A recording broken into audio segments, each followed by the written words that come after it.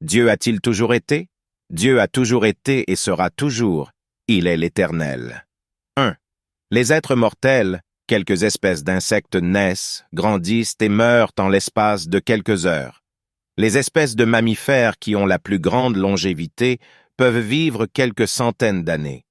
Mais tous les êtres vivants, composés de matière, ont leur commencement quand ils naissent et finissent avec la mort, qui est la désagrégation des parties qui les composent.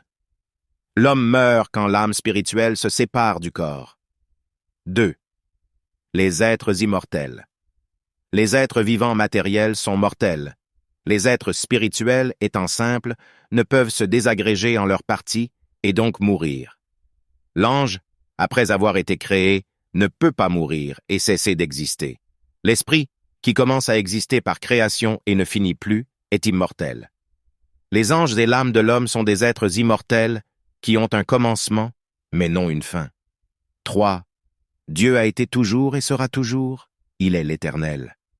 Dieu est un esprit absolument pur de toute limite et n'aura jamais de fin.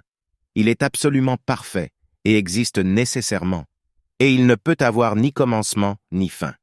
Ce qui existe sans fin et sans commencement est dit éternel. C'est pourquoi dans le symbole de saint Athanase, nous disons de Dieu, éternel est le Père, éternel est le Fils, éternel est le Saint-Esprit. Cependant, ce ne sont pas trois éternels, mais un seul éternel. La Sainte Écriture l'atteste.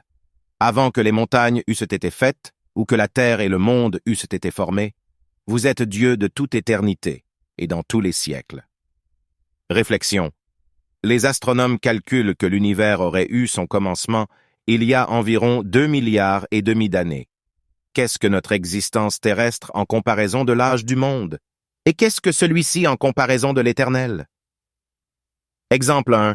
Le frère de saint Grégoire de Nazianze, ayant échappé miraculeusement avec sa maison à un tremblement de terre qui avait détruit toute la ville, se proposa de se bâtir une maison qui ne puisse être détruite pour l'éternité, et il se retira dans la solitude pour servir Dieu avec plus de zèle. Exemple 2.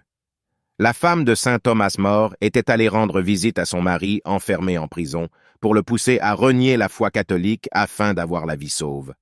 À la perspective d'avoir encore une vingtaine d'années de vie heureuse et honorable, le saint s'exclama « Vous voulez que pour une vingtaine d'années, je perde l'éternité bienheureuse ?»